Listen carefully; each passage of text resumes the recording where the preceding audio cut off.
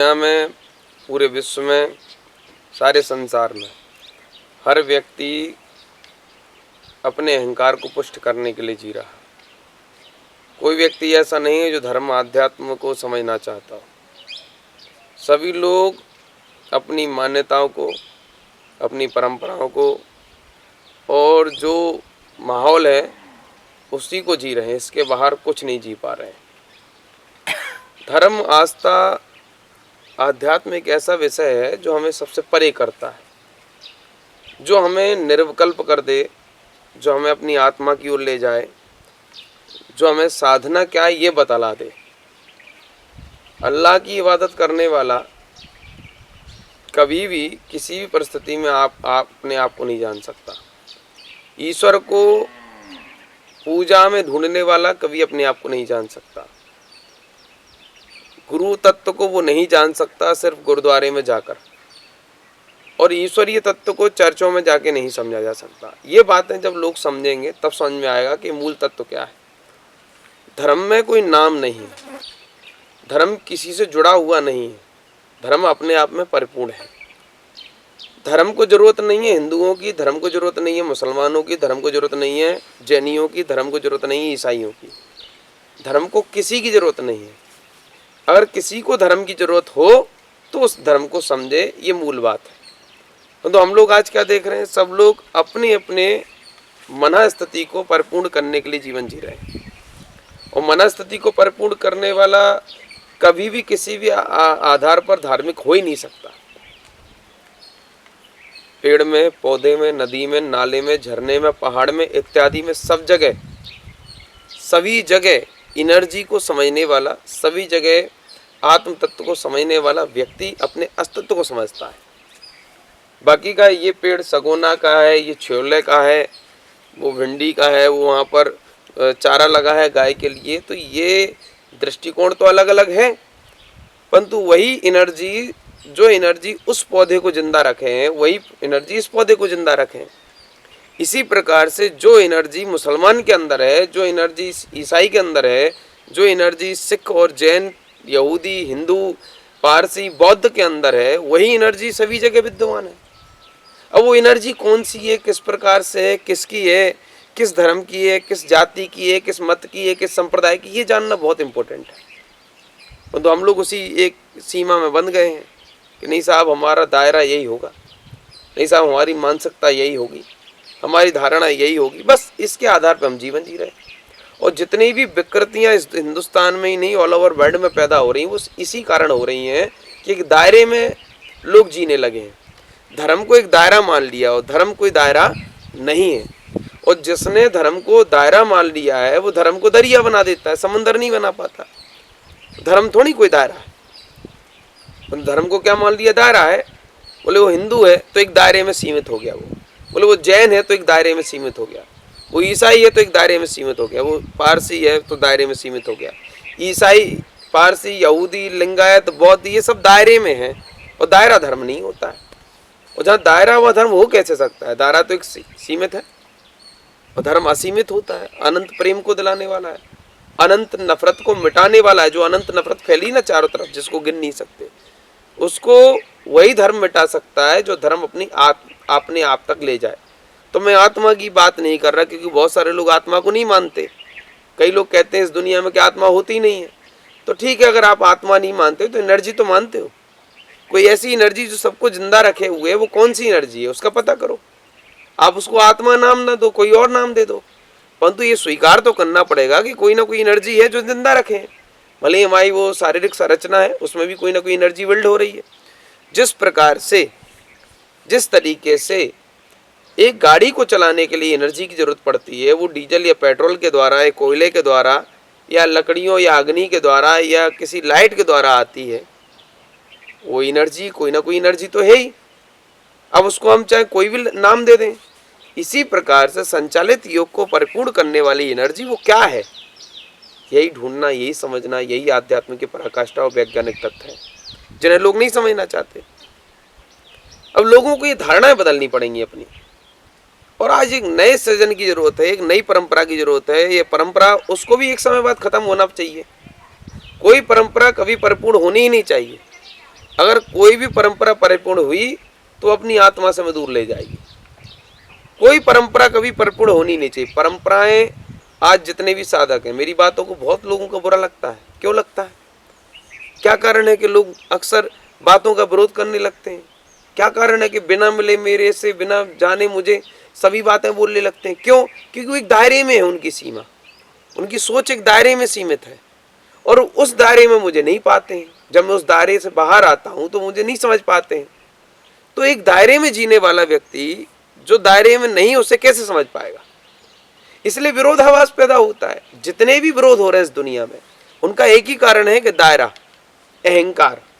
और अहंकार कब नाश होगा? अहंकार तब नाश होगा जब कर्ता भाव खत्म हो जाएगा। हम लोग यही तो करते हैं। तुम लोग क्या करते हो? कई बार अहंकार कब प्रज्वलित होता है? तभी प्रज्वलित होता है मैं ऐसा कर रहा हूं, मैं ऐसा कर रही हूं, मैं ऐसा कर लूंगा, मैंने ऐसा किया था, मैंने ऐसा करने का भाव जगाया था, मैंने ऐसा नहीं कर पाया, मुझे ऐसा करना था। यही सब अहंकार के कारण है और यही सारी चीजें हमको बर्बाद करती हैं। ना राम को समझने देंगी ये बातें, ना महावीर को समझने देंगी, ना बुद्ध को। ये युद्ध कराएंगी। और अगर हमें कहीं विकास की ओर जाना है तो बोधत्व की ओर जाना पड़ेगा। बोधत्व का मतलब बुद्ध से नहीं है, महावीर स्वामी से नहीं है, राम से नहीं है, श्री कृष्ण से नहीं है। किससे है?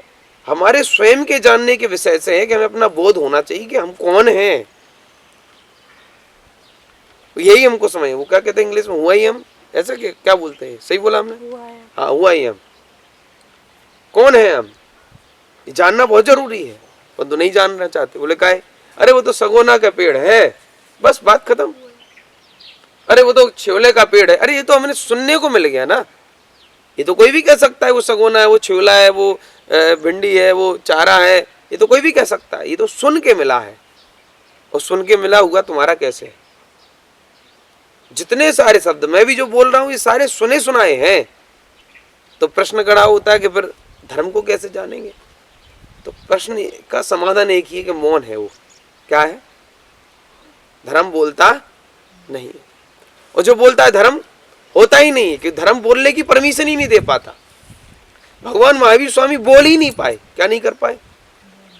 12 साल मौन रहे और मौन के बाद केवल ज्ञान हो जाने के उपरांत भी शास्त्रों में पाया जाता है कि बोले ही नहीं। लोग सिर्फ समझते रहे, उन्हें क्या करते रहे। कितनी गहरी समझ होगी, कितनी गहरी पराकाष्ठा होगी, कितना गहरा चिंतन होगा उन लोगों का जो महावीर को देख रहे होंगे। कि विचार करो कि महावीर बोले नहीं और लोग समझ गए। सोचो कितना गहरा सत्सत्य होगा गौतम गणधर स्वामी का। कितनी गहरी उनके अंदर आस्था होगी कि महावीर मौन है और गौतम गणधर स्वामी सब समझ गए। और तुम लोगों को बोलते रहो, चिल्लाते रहो, समझाते रहो, बताते रहो, तब भी समझना नहीं है। तो शिष्यत्व की गहराई कितनी होनी चाहिए, ये बड़ी बहुत इंपॉर्टेंट बात है। और ये चीज नहीं समझते हम क्या तुलना करने लगते हैं, हम कल्पनाएं करने लगते हैं। और कल्पनाएं अक्सर हमें उस मार्ग से दूर ले जाती हैं जो मार्ग हमारी ओर जाता है। यही मैं अक्सर कहता हूं कि अपने आप की तुलना बंद कर दो। और तुलनात्मक जिया गया जीवन हमेशा तुमको नरक की ओर ले जाएगा। नरक यही है। या दुख की भान हो रहा है तो नरक है, या सुख का भान हो रहा है तो स्वर्ग है। और दुख सुख से परे जो है वो मोक्ष है। इससे बड़ी कोई बात है क्या? बस ये नहीं समझना। बाकी सब चीजें कर रहे हैं हम। चारों तरफ देख लो, एक ही चीज चल रही चारों तरफ, एक ही बात हो रही चारों तरफ कि हम किस तरीके से, किस आधार पे, किस ईश्वर को जाने। चारों तरफ एक ही बात चल रही है। वो ईश्वर कहाँ मिलेगा, किस तरीके से मिलेगा? तो वो ईश्वर मौन में है। तो फिर प्रश्न खड़ा होता है कि ब्रह्मरूपी जी आप क्यों बोल रहे हैं? मैं मौन के लिए बोल रहा हूं और मैं मौन होने के लिए बोल रहा हूं। और ऐसा अगर आप बोल सको तो आप भी बोलिए। अगर मौनत के लिए आपको बोलना है और मौन के लिए आपको जाना है तो मौन के लिए जितना बोल सको उतना बोलो। और यही मौन तुमको उस आधार शिला पे खड़ा कर देगा जो आधार शिला तुम्हें तुम्हारे तत्व की ओर ले जाएगी। वही तत्व जो चारों तरफ विद्यमान है।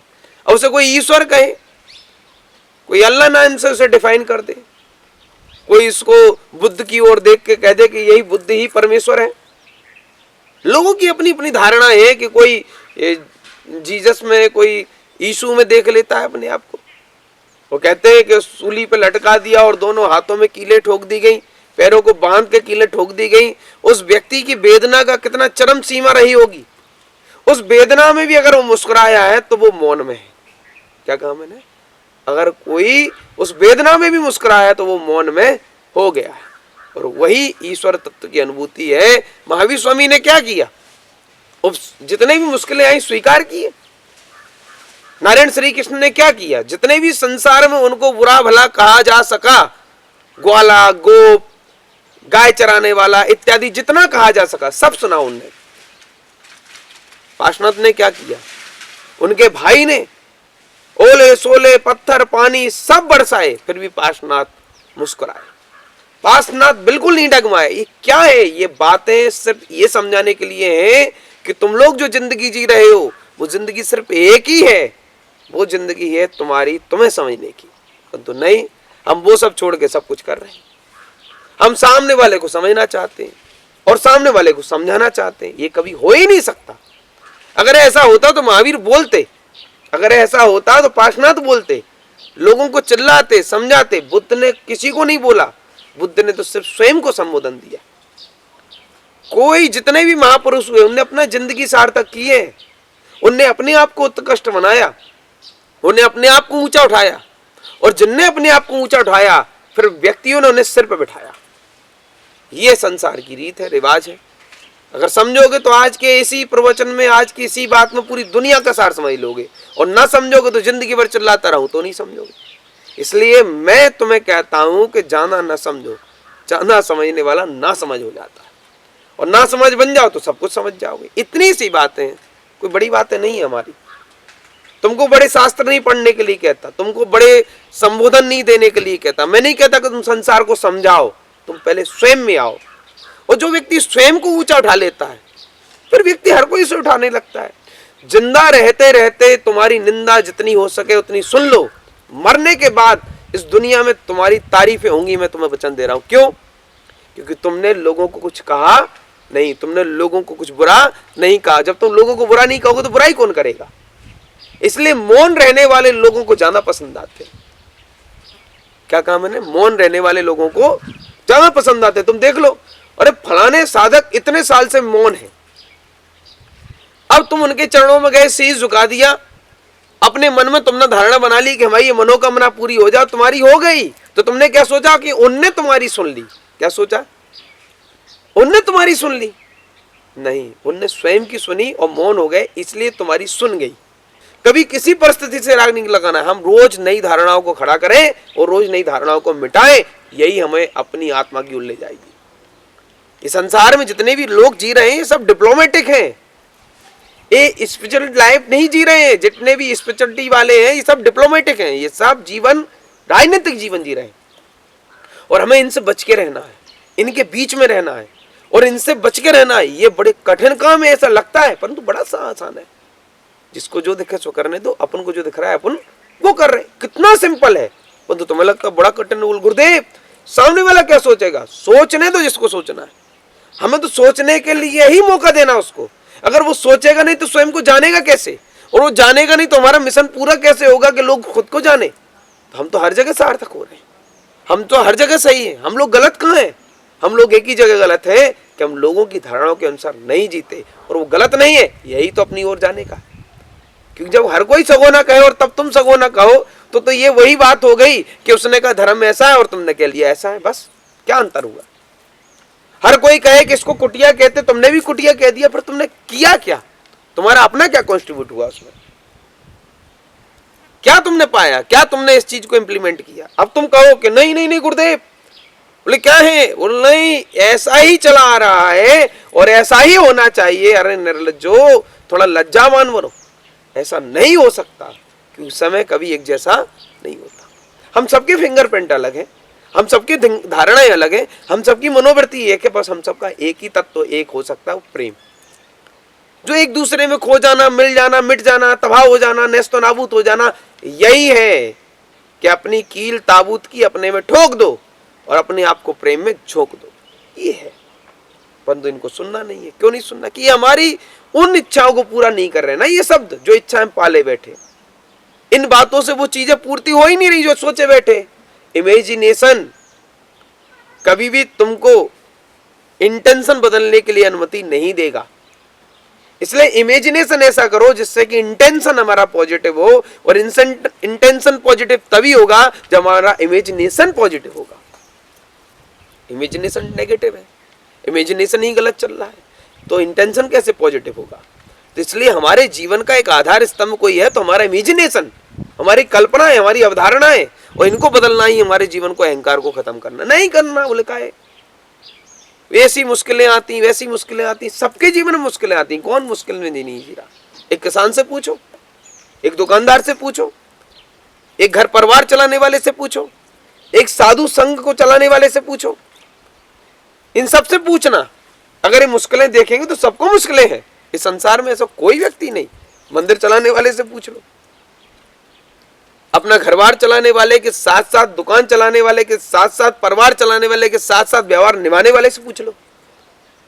उन सबसे जीवन हो, उनसे ज्यादा सरल अपना जीवन है, और हम इसको मुश्किल माने बैठे हैं। तो इससे बेवकूफ कौन होगा? और अपनी बेवकूफी को स्वीकार ना करना ही अहंकार है, अपनी कमी को स्वीकार ना करना ही अहंकार है, और अहंकार ही सब जगह से डिस्ट्रॉय करता है। ये मार्ग वो मार्ग है जहां पर किसी भी तरीके से और मार्ग मिल ही नहीं सकते, और तुम और मार्गों को इस मार्ग में ढूंढोगे तो तुम कभी भी सुखी रह ही नहीं सकते। हाँ, अगर तुम और मार्गों में इस मार्गों को ढूंढोगे तो दुखी रहोगे, क्योंकि वहां उन मार्गों में ये मार्ग का अनुभव मिल ही नहीं सकता, और इस मार्ग में उस मार्ग का अनुभव मिल ही नहीं सकता, और तुम चाहते हो उस मार्ग का अनुभव इसमें मिले तो इसका अनुभव उसमें। ऐसा कभी नहीं हो सकता। जो जैसा है वैसा ही रहेगा। नीम को खाने से मिठास कभी नहीं आ सकती, और मिठास को खाने में नीम कभी आ ही नहीं सकता। ये सिद्धांत है, और हम सिद्धांत को तोड़ने की बात करते हैं। इससे बड़ा अहंकार क्या होगा? क्या होगा इससे बड़ा अहंकार? और इन्हीं अहंकारों को तबाह करने के लिए मैं रोज कहता हूं तुम लोगों से, बंधु नहीं, ध्यान रखो, अपने आत्म कल्याण के लिए अपनी आत्म तत्व को जानना पड़ेगा, और अपनी आत्म तत्व को जानने के लिए अपने आप को समझना पड़ेगा। अपने आप को समझने के पहले अपनी इच्छाओं का समीक्षा करना पड़ेगी, और इच्छाओं की समीक्षा नहीं करी ना, वो प्रतीक्षा करता है फिर सुख की, कि कब सुख आएगा, कब सुख आएगा। कभी नहीं आएगा। सुख हमारा इमेजिनेशन है, दुख हमारा इमेजिनेशन है, और हम उसी को जीवन समझ रहे हैं। यही हमारा धोखा है। इसलिए जो ज्ञान मैं दे रहा हूं वो वहां दे रहा हूं, उस जगह बैठ के दे रहा हूं जहां लोग चारों तरफ चमत्कारों की आस रखते हैं। जब चारों तरफ मैं वहां बैठ के ज्ञान दे रहा हूं जिस तरफ चारों लोग अंधकार में डूबे हुए हैं। मैं उस जगह बैठा हूं जहां रोशनी की एक किरण नहीं पहुंच रही। मैं उस जगह लोगों को बता रहा हूं, मैं उस जगह लोगों को समझा रहा हूं जिस जगह पर लोग सिर्फ और सिर्फ अपनी इच्छाओं की पूर्ति चाहते हैं, और मैं आत्म तत्व की पूर्ति की बात कर रहा हूं। तो मैं भी कहीं ना कहीं उनकी नजर में बेवकूफ तो हुई, परंतु नहीं, मुझे पता है कि एक रोशनी जलेगी, वो इतनी जलेगी कि वो तबाह कर देगी उन सभी, नेस्तो नाबूद कर देगी उन सभी चीजों को जो चीजें लोगों को दुनिया में घृणा में झोंक रही है। इसलिए लोग कहते हैं मुझसे कि आप वैसा क्यों नहीं करते, लोग आपको समझेंगे। मैं कहता हूं कि मैं वैसा ही करूं तो फिर लोग मुझे वैसा ही समझेंगे, फिर लोग मुझे कैसा समझेंगे? तो मैं वैसा नहीं कर सकता जैसा लोग उन्हें समझ रहे हैं। मैं चाहूं तो सब कर सकता हूं, परंतु मैं करना नहीं चाहता, क्योंकि मैं बार बार मरना नहीं चाहता। मैं अपने आप को छुटकारा चाहता हूं। तो जो जैसा वे कर रहे हैं वैसा ही मैं करूंगा, तो जैसा वे उन्हें समझ रहे हैं वैसा ही समझेंगे, तभी मैं ऐसा करना पड़ेगा। और मैं नहीं चाहता कि जैसा उनको समझा जा रहा है वैसा मुझे समझा जाए। अगर वैसा मुझे समझा गया, वैसा मुझे जाना गया, वैसा मुझे माना गया, तो फिर मैंने क्या किया? मैंने स्वयं के अंदर क्या क्रांति की? मैंने स्वयं के अंदर क्या ख्याति प्राप्त की? मैं स्वयं का कितना हो पाया? मैं स्वयं को कितना समझ पाया? फिर मैं तुम्हें समझाने का भी अधिकारी नहीं। मैं इस समय दुनिया को नहीं समझा रहा। तुम भले ही इन चीजों में कैद कर लो मुझे, परंतु मैं इस समय तुम लोगों को समझा रहा हूं। तुम लोग मेरे सामने बैठे, इसलिए मैंने तुमसे कहा कि उधर ना देखो। उधर देखना है तो मुझे ना देखो, और मुझे देखना है तो उधर ना देखो। इसका मतलब मुझे देख ही नहीं पा रहे हो, और मुझे देख रहे हो इसका मतलब किसी और को देख ही नहीं सकते हो। किसी और को देख रहे हो तो इसका मतलब मुझे देखा ही नहीं। ये समझो, ये नहीं समझना। बस इन आंखों से नहीं देख सकते, इन आंखों से नहीं समझ सकते, क्योंकि इन आंखों का विषय इन आंखों को ही रहने दो।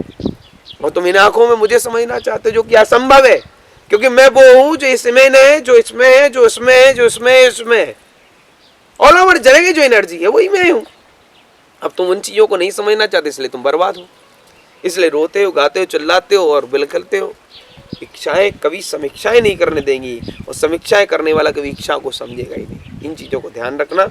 इन्हीं चीज़ों के लिए रोज कहता हूँ, समझना हो तो समझना, नहीं समझना तो नहीं समझना। बाकी मैं कितना समझदार हूँ ये मैं स्वयं जानता हूँ, तुम लोगों को बताने की जरूरत नहीं है। जो है सो है, तय तो तय। सभी का टूटे हुए इसी शुभकामना के साथ ओम नमः सिद्धेभ्यः।